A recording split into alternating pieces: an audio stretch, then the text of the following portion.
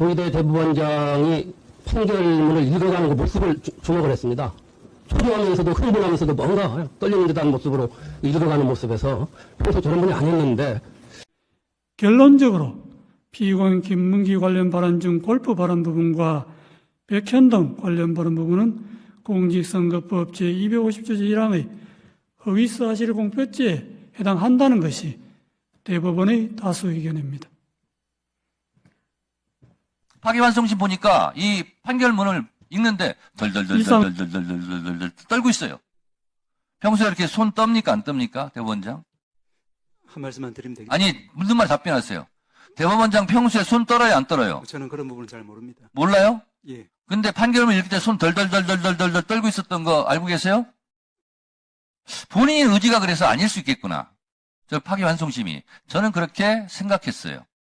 그래서 윤석열 내란 세력과 어느 정도 친한지 제가 알아보기 위해서 자료 요구를 했습니다. 내란과 관련해 계엄선포 전 정부, 대통령실 등으로부터 받은 연락, 협조, 지시사항이 있었습니까? 주고받은 구두, 수신이나 공문서가 없어 자료를 제출하기가 어렵습니다. 이렇게 왔고요. 내란과 관련해 계엄선포 후 정부 대통령실로부터 받은 연락, 협조, 지시사항 등 계엄선포 전후 대법원장에게 전달 보고된 정부 대통령실 등으로부터 받은 연락, 협조, 지시사항이 있었느냐? 그랬더니 있었구만요. 유선으로 계엄사로부터 법원 인력, 법원 사무관급의 파견을 요청받았고 검토 후 통보하겠다고 답변을 하였으나 결국 파견 요청에 응하지 않았습니다. 라고 답변이 왔는데 즉각 거부한 것이 아니라 검토 회의를 했어요. 검토를 회의를 하다가 계엄이 해제됐어요. 그래서 파견을 안 하기로 결정한 거예요. 근데 계엄이 해제되기 전에 회의를 했구만요. 즉각. 그래서 뭐라고 했느냐. 간부회에서 파견 여부의 적절성을 비롯하여 사법부의 대응 방안을 검토하던 중 이렇게 나와요. 검토한 게 맞아요. 계엄 해제되니까 잘됐다. 아이고 그리고 파견 안 하는 걸로 결정됐는데 계엄이 해제됐기 때문에 결국은 피동적으로 안 하게 된 거지. 계엄이 해제되지 않았으면 검토하고 파견했을 것 같아요.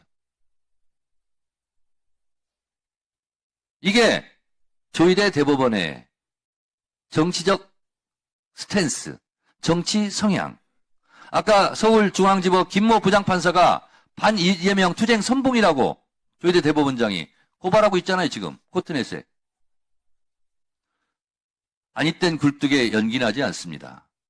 이런 성향의 조희대 대법원이기 때문에 이렇게 무리해가면서 국민적 공분을 일으키면서 이런 파기환송심 하는 거예요. 그리고 이재명 후보를 제거하려고 음모를 꾸민 거다. 저는 그렇게 추론합니다. 조희대는 지난해 12월 3일 밤 윤석열이 비상계엄을 선포한 직후 천대엽 처장을 포함해 배영원, 법원행정처 차장 및 실장급 간부심의관 등을 소집해 긴급 간부회의를 열었다. 이후 12월 4일 아침 출근길에서 비상계엄의 위법성을 묻는 기자들 질문에 위헌 위법성 언급 없이 차후에 어떤 절차를 거쳤는지 지켜봐야 할 것 같다고만 말한 바 있다. 조희대는 자신의 12월 3일 밤 실체의 후환이 두려워 이재명의 집권을 막으려고 사법 쿠데타 모험을 한 것으로 보입니다. 어쨌든 법원이 영장을 기각해서 죽지 않고 이렇게 살아있지 않습니까? 제가 도지사가 됐을 때도 무려 4건을 기소당했는데 뭐 한 2년 동안 엄청 고생을 하긴 했지만 결국 법원에 의해서 전부 다 무죄를 받았죠. 지금 이 정권에 의해서 이 정권은 아니죠 이제. 윤석열 정권에 의해서, 검찰 정권에 의해서 제가 11건인가를 기소당했는데 그 중에서 그들이 가장 가능성이 높다라고 기대했던 게 위증교사 사건입니다. 뭐 그것도 당연히 죄가 안 되는 사건이었죠. 있는 대로 기억을 되살려 얘기해달라고 한 게 어떻게 위증이 되겠어요? 위증교사가 되겠습니까? 그 역시도 법원이 잘 가려줬죠. 물론 선거법 위반 사건은 저는 1심 선고는 참 황당했는데 그래도 사필 규정한다는 걸 믿었고 고등법원에서 기존 대법원 판례에 따라서 뭐 당연히 무죄할 거라고 생각했고 실제로 그렇게 됐죠. 그래서 지금까지 정치인 이재명이, 인간 이재명이 죽지 않고 살아있습니다. 어떤 대법관 출신의 변호인께서, 참 법률가께서 그렇게 말씀하시더군요.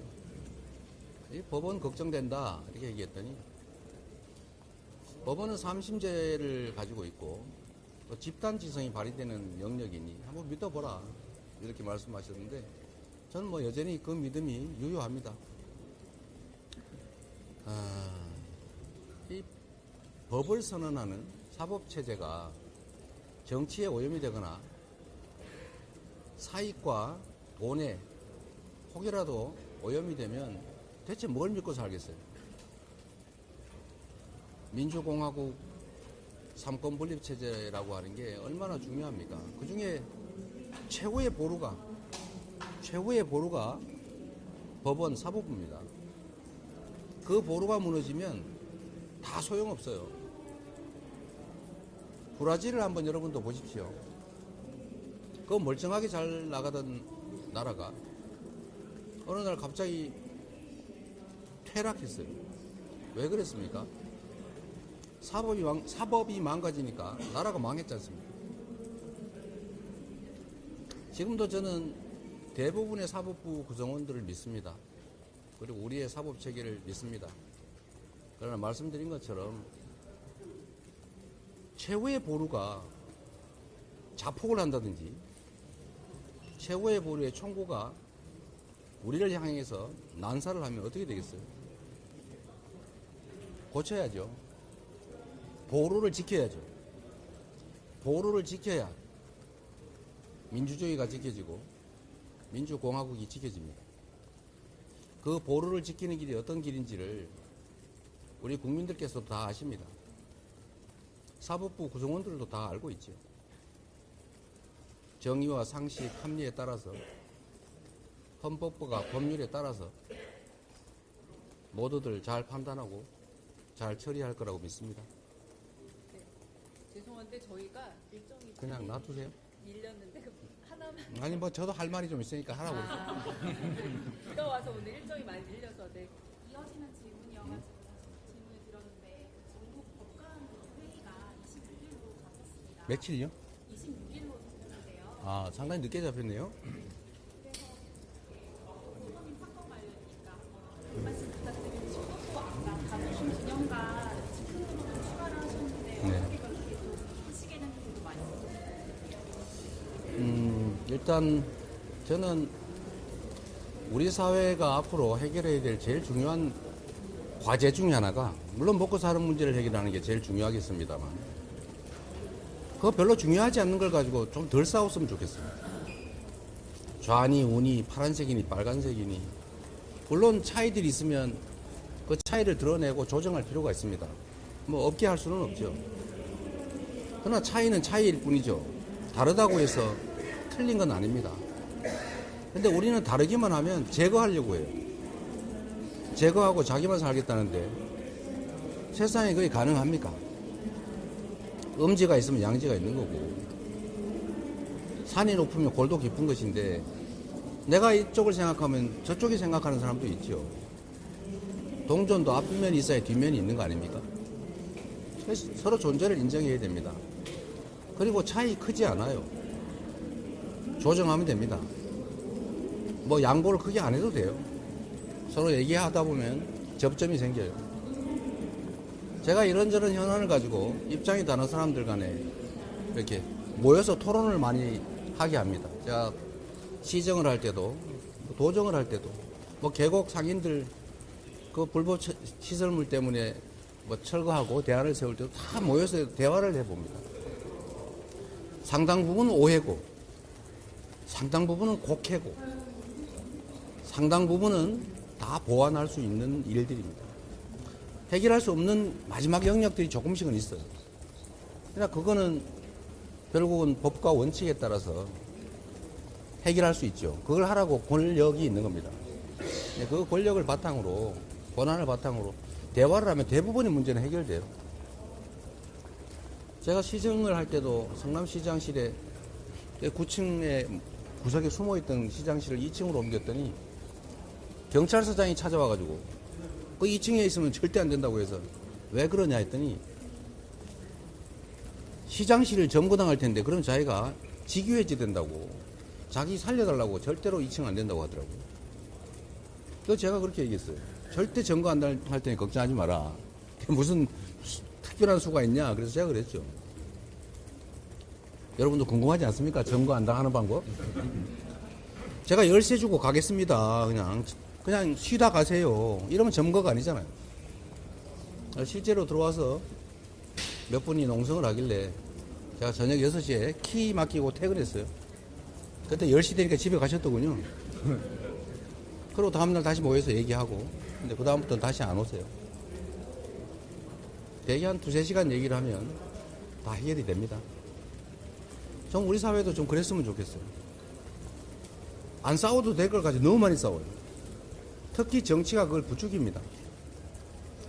우리 국민들은, 주민들은 살기 어려워서 웬만한 건 양보하고 대화하고 타협할 생각이 있는데 정치하는 사람들이 자신들의 정치적 이익 때문에 그걸 부추기고 요만한 걸 이만하게 만들고 없는 걸 또 만들어요. 그러지 않는 게 매우 중요하겠다 그런 생각이 듭니다.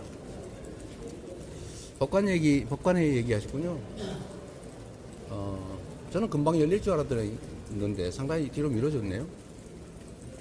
그것도 아마 문제를 해결해 가는 과정 중에 일부일 것 같습니다. 그러나 법원도 우리 국민들이 얼마나 사법부를 신뢰하고 기대하는지를 기억해야 됩니다. 그게 맹목적인 추종이나 불종은 아닙니다. 합리적이고 상식적이고 법률에 부합하는 판단을 하기 위해서 노력한다고 믿고 있고 대부분의 사법부 구성원들이 그렇게 노력하고 있기 때문에 그렇게 믿는 것입니다. 그 믿음과 신뢰를, 기대를 깨지 말아야 합니다.